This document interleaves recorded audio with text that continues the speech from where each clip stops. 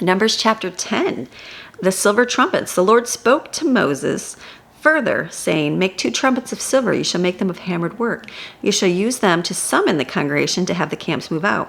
When both are blown, all the congregation shall gather before you at the door of the tent of meeting. However, if a single trumpet is blown, then the leaders, heads of the tribes of Israel, shall gather themselves to you. When you blow an alarm, the camps on the east side shall set out. When you blow an alarm the second time, then the camps on the south side shall set out. They shall blow an alarm whenever they are to move out on their journeys. When the assembly is to be gathered, you shall blow the trumpets in short, sharp tones, but without sounding an alarm. The sons of Aaron, the priest, shall blow the trumpets, and the trumpet shall be for you a perpetual statute throughout your generations. When you go to war in your land against the enemy that attacks you, then sound an alarm with the trumpet so that you may be remembered before the Lord your God, and you shall be saved from your enemies.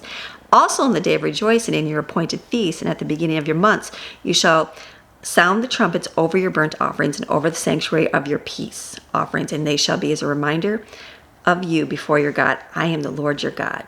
The tribes leave Sinai. On the 20th day of the 2nd month in the 2nd year since leaving Egypt, the cloud of the Lord's presence was lifted from over the tabernacle of the testimony. The Israelites set out on their journey from the wilderness of Sinai, and the cloud of the Lord's guiding presence settled down in the wilderness of Paran. So they moved out for the first time in accordance with the command of the Lord through Moses. The standard of the camp, according to their armies, moved out first, Judah's, right? And then the rest followed. The tabernacle was taken down, and then it goes through the standard of the camp of Reuben. It goes through all the different people and the orders that they had to walk out. This was the order of the march of the sons of Israel by the armies as they moved out.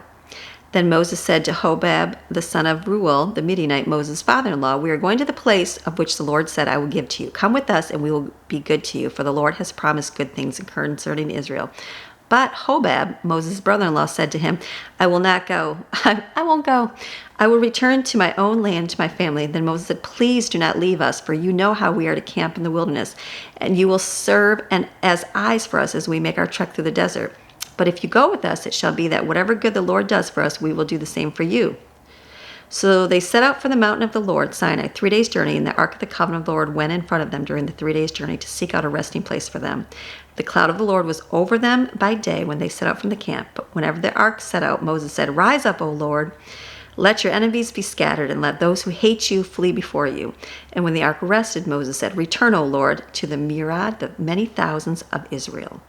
And I love this because it's like we think about it, like they had very specific, like blow the trumpets for certain things. It's like God's guidance is specific. It's like, are we listening for those signals? Are we paying attention to what God is telling us? It's important to lean into him to hear what he has to say. And then we're reading these things and you know, they get comfy. You stay in one place. We're comfortable. We're comfy in our American lives here, right? Like you're pretty comfy in your house. You don't have to worry about too many things, but God sometimes pushes us to be a little bit uncomfortable. Maybe not the most popular opinion, maybe not the most what all your friends would say. He wants you to be a little bit bolder and speaking up for truth sometimes. That's a good thing. I think the key is that we don't stay stuck in one place forever. We keep moving forward. So this is your daily Bible chapter reading God's Word Monday through Friday. See you tomorrow.